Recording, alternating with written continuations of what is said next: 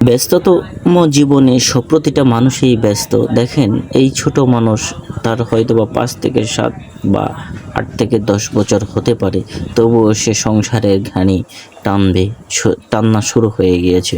কিন্তু তবুও দেখেন, এত ছোট, সে কখনোই বসে থাকে না। তার দোকান কীভাবে সামলাতে হবে সেই দেখেন, সে তার কাজ নিয়ে ব্যস্ত। এই ছোট মানুষ তারপরেও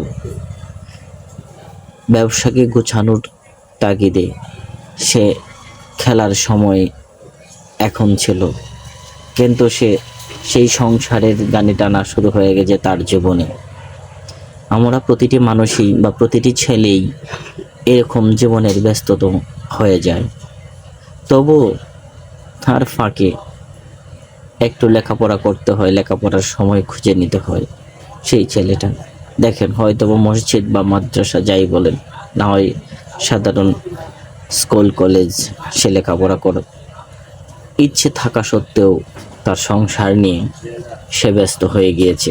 তো ইচ্ছে থাকার পরেও তার লেখাপড়া হয়তো হতেও পারে, নাও হতে পারে। এই যে দেখেন, তার ব্যবসা এখন আলু সাজানো গোছানোর সময় আলু গোছাচ্ছে সে বসে। বিজয় বিজনেস।